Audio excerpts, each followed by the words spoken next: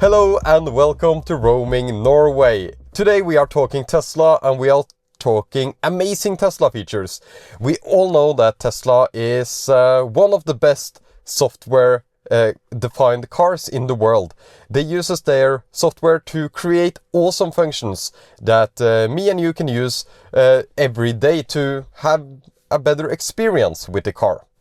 One of these features that I talk about is Sentry Mode, and today I'm going to tell the story on how Sentry Mode really saved me with this car that I have here, this exact car, the 2025 Model Y. This is the legacy Model Y, I just want to mention that, but it doesn't really matter. It has hardware for, it has all the new Sentry Mode stuff. Sentry Mode is available on most Teslas anyways, so it doesn't really matter what type of Tesla it is, unless it's a really old one. Sentry Mode is something I use personally every day almost. When I am around town, I do curbside parking, or I park in a parking lot, or even on a shopping mall, or in the city, or even at the airport. I'm going to tell you a little bit of the problems with using Sentry Mode at the airport later in this video, because I'm going to talk about energy usage. So let's run into energy usage. First, how much energy do we use when Sentry Mode is active? All the cameras are active, the headlights are active, or at least the daytime running lights, because they are blinking when someone approaches the car. The cameras need to stay active and they need to do surveillance 24/7 to see if someone comes close to the car. That's the only way for the car to actually know if someone is close to the car, using the cameras, because we have Tesla Vision. The Tesla doesn't use ultrasonic sensors anymore, doesn't use the radar anymore, so it needs to have the cameras active. So the cameras basically need to stay filming all the time, so it uses a lot of energy for Sentry Mode. Of course, it will just save the footage when someone comes close that's very close to the car. Actually, just the medium distance, and it will activate and it will film, at least in my experience, and save to the 1 terabyte disk that I have in this car. And yes, I have a 1 terabyte disk. There are many reasons for having a large disk, mainly because if you use the included USB disk with this car, it will override itself all the time, and yeah, you will destroy the USB disk over time. That's why I have a larger disk, because it can take more read writes. So very simple. Anyway, let's talk a little bit about energy usage, and I will give you an example again. So yeah, the 12-volt system stays active, all the cameras are ready to film, and is it worth energy-wise? If we use a lot of energy over time, wouldn't it just offset the cost of an insurance claim, where you will get everything in your favor because you have footage of someone else performing the actions on your car? For example, a door ding, which I will talk about later. So is it worth it energy-wise? Because it costs money for energy. Well, let's just give you an example here, because I have an example of me parking in a parking garage over time. So when I lend press cars for filming for Autospec or for this channel, I usually park the car in a parking garage or parking lot over time while I use this press car. So when I had the Seeker 7X press car, I parked in a parking garage for 4 days and 19 hours, and the car depleted from 38 to 14%. So this makes me wonder if Sentry Mode will be active past 20%. Let's actually check that. So Sentry Mode will deactivate at 20%. The reason why we went lower is because of phantom drain in Tesla. So we were from 38 to 14% in this parking garage over 4 days and 19 hours. And that sounds like a lot of wasted energy. And it really is a lot of wasted energy. It's 18 kilowatt hours of wasted energy. 18 kilowatt hours is a significant amount of energy. So let's take a little bit a look of how much does this cost. Let's say that we DC fast charge this energy, because I actually did, because I went all the way from Bergen to Oslo, and then you pay 0.30 euros per kilowatt hour, about that on Tesla superchargers, then we are talking a cost of 5 euros. So 5 euros over time for 4 days and 19 hours. And then you have continuous surveillance until you are at 20%. So that's the benefit. You get surveillance on your car. You lose money. You lose 5 euros. So that's the cost in Norway. In other countries, it's more expensive. Then it might be 10 euros, 15 euros even, depending on DC fast charging cost. And then you start to creep up the cost. If you do this every time you park, you get this 10, 15 euro tax on you're already paying the parking fee for the parking garage. So is it worth it? Well, you get the surveillance, so you have to decide for yourself after I tell the story about what happened to this car. Anyways, you lose a little bit of convenience because you come back to the car and you have 14% or 20% if you arrive close to when it's shutting off. And it's shutting off at 19% or 20%, 90%. And then if someone door-dings you when you are at, for example, 17%, because the Tesla will continue to phantom drain a little bit, you don't even have the footage, and you lost the money on charging. So that's I think that's not really that great with Sentry Mode. You lose the convenience because you lose charge that you had when you started the parking in the parking garage. So you gain surveillance, you lose convenience, and you lose some money. So let's talk about what happened to this car.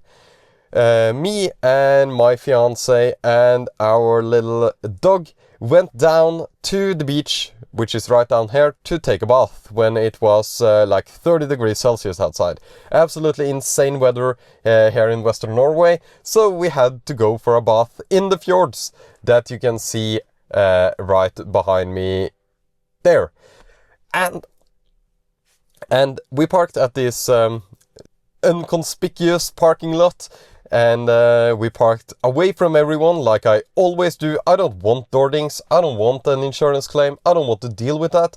So I always park all the way back.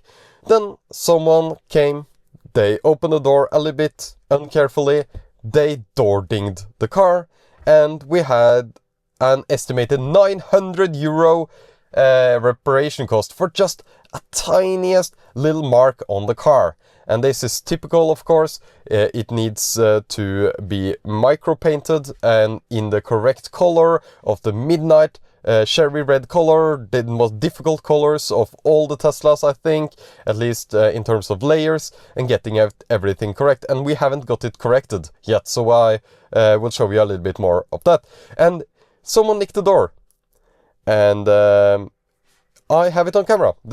When I came back to the car, it says, oh, Sentry Mode events. Usually I ignore the Sentry Mode events unless something I see something when getting into the car. When I got back here, I noticed actually a little card on the windshield. So I took a look at the footage.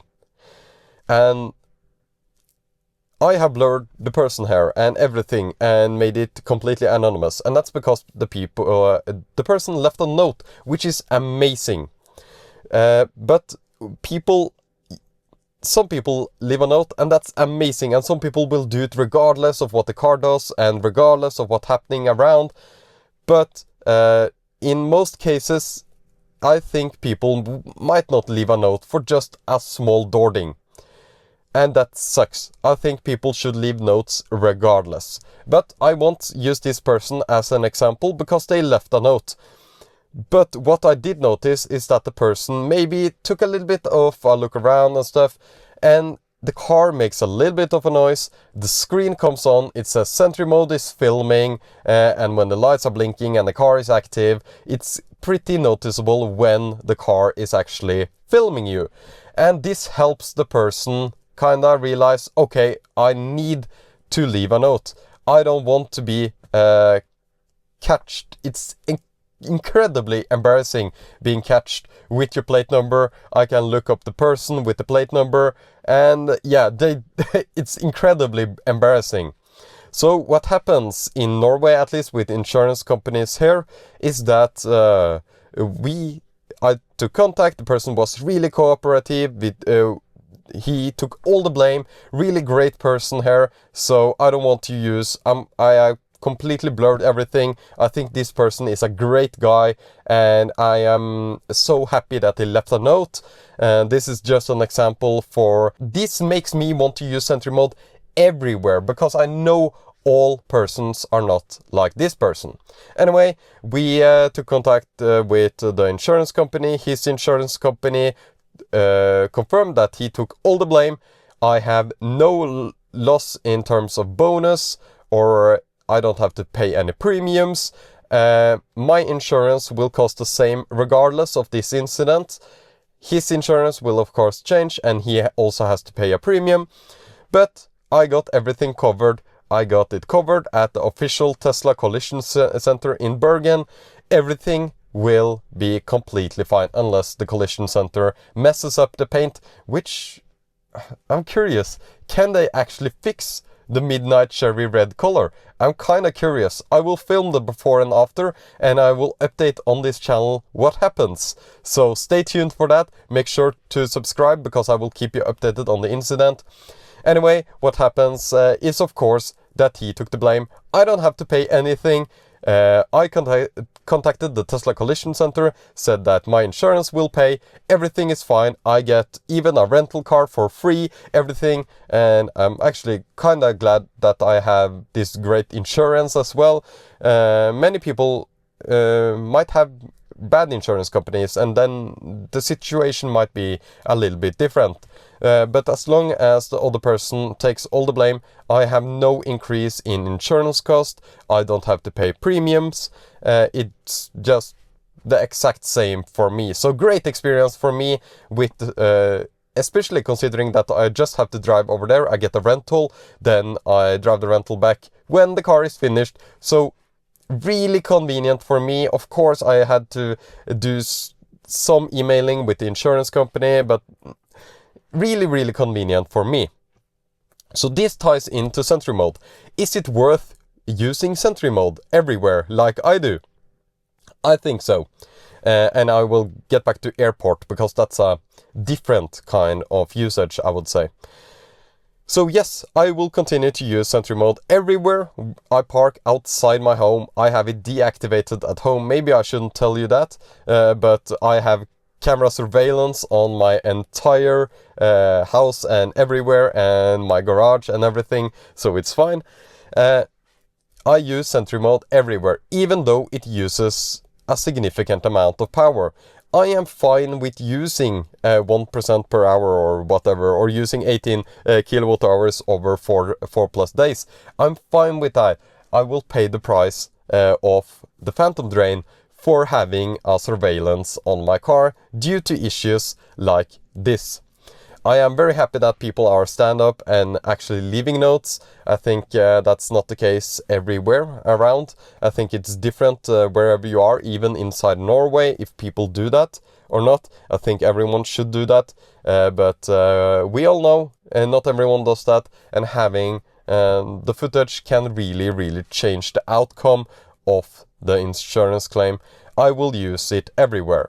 Now we have a problem, because the average usage of Sentry Mode in my case in this parking garage here was 156 watts. That's not a lot of power actually for having all the cameras active, having the computer active. This is like running a console at a medium game somehow continuously.